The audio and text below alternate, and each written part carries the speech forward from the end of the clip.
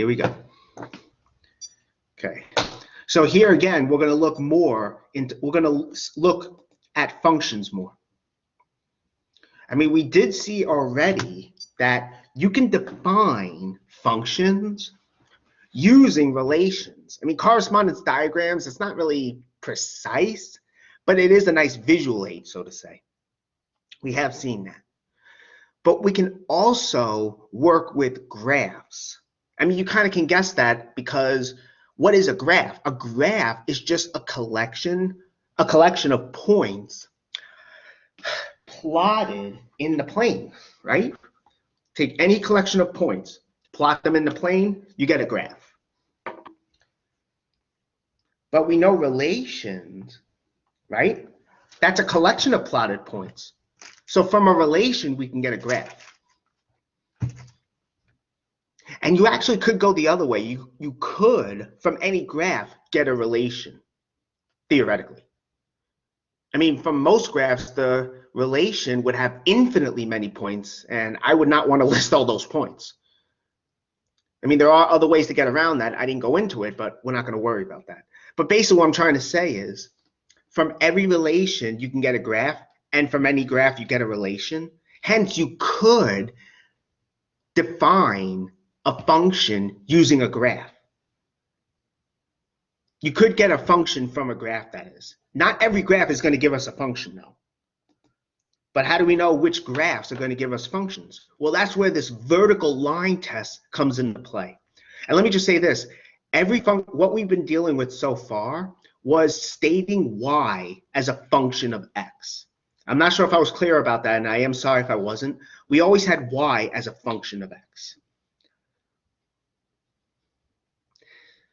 You know, the y coordinate was always f of something, where f was the function. And the input was always x. So y is a function of x. That's really what's better to say. Okay? But anyway, with a vertical line test, this will help us determine if a graph drawn in the Cartesian plane gives us y as a function of x. Basically what this is saying is, well, I'll read it. A graph in the Cartesian plane is the graph of y as a function of x. In other words, we have this, which is what we saw last time, where f is the function. This occurs exactly when no vertical line intersects the graph more than once.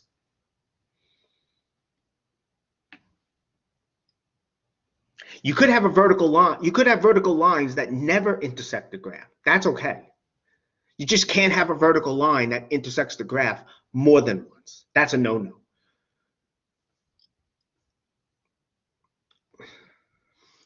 And in such a case, if a graph passes the vertical line test, every point on the graph is going to look like this. It's going to be of this form for some x.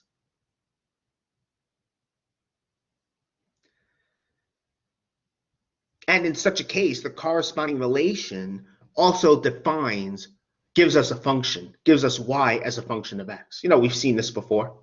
So that's what we get here. Okay, that's good. Okay, well, why does the vertical line test work? Well, let's suppose a graph fails it. Let's say we had this graph, right? We have this vertical line that's intersecting the graph, right, twice. Well, I'm pretty sure I said this before, but every vertical line has equation x equals a number. Again, I'm not saying the graph has to look exactly like this. It can, but it doesn't have to. Every vertical line is x equals a number. So I'm calling that number b. We don't know what the number is. But let's say the vertical line intersects the graph twice, like so. Well, those points of intersection are going to look something like this. Their x coordinate will be, both of them will be b, right? Where the line is x equals b.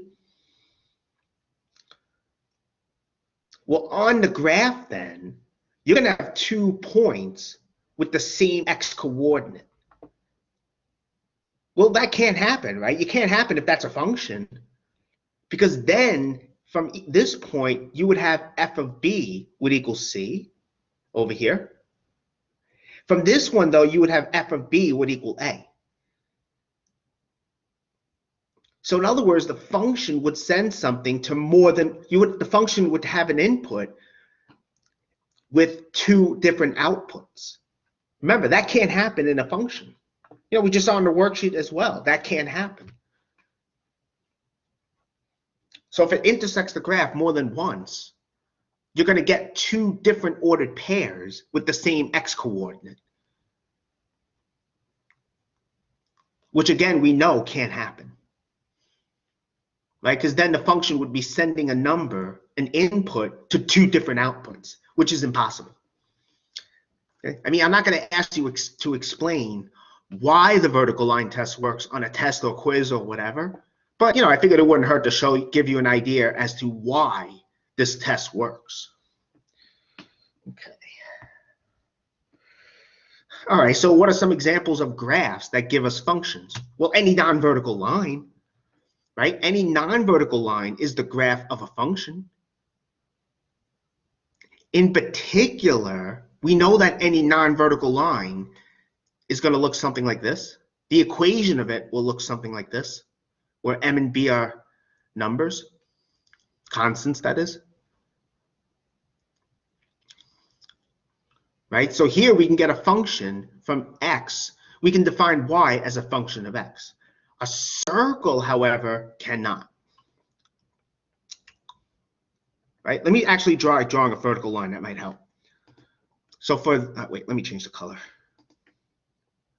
Let's do blue. Here, so for this line, right?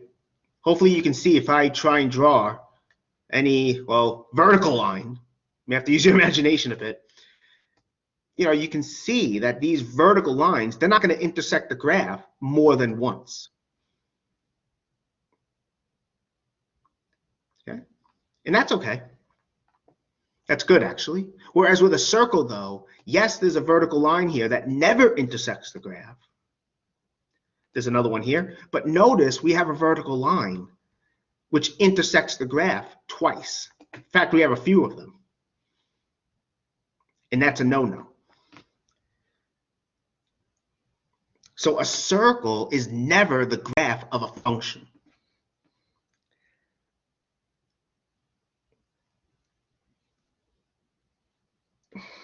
Okay, so that's what we have there. Okay, so we have some examples there. We have seen other examples, actually, although I'm not sure if we saw these graphs. Although y equals the square root of x we've seen. This here, y equals x cubed, that is a function. The graph of it looks like this. And I hope you can see that this graph does pass the vertical line test. It might be a little hard to see as from here as you get further out away from zero in either direction, but it does pass the vertical line test. So does this one, the square root of x. Let me draw the vertical lines there. Right? If you draw these vertical lines, right, you can see that they're not intersecting the graph more than once. I mean, some, like over here, are not going to intersect the graph. That's okay. That can happen. And over here, as I said, oh boy, use your imagination a bit. I have a hard enough time drawing freehand on a blackboard or a whiteboard or anything. I'm using the mouse to draw these, so it's not fun. But hopefully you can still see, though, that, yeah, the vertical lines, they're not going to intersect the graph more than once. Okay, that's cool. That's good. All right. Okay, good. So basically for a graph, if it passes the vertical line test, right, the graph gives us y as a function of x.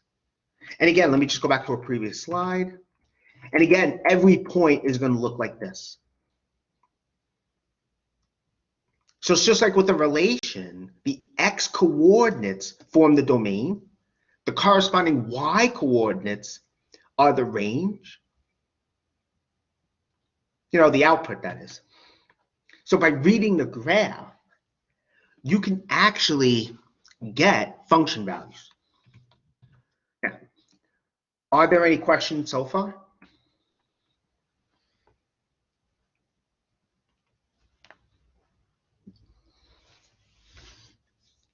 I mean, I'm not sure if they do the vertical line test in high school. I think they do. I just don't remember when, but that's okay. If you have not seen it before, that's okay also.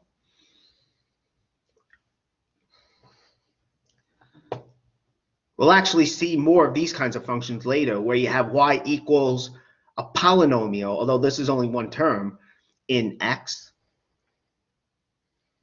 Okay. All right. Now, remember, there was a connection also between graphs in the Cartesian plane and equations in x and y, right? Namely, if you were to graph an equation in x and y, you're basically graphing all the solutions, which are ordered pairs, right? So there's a connection because, between everything here.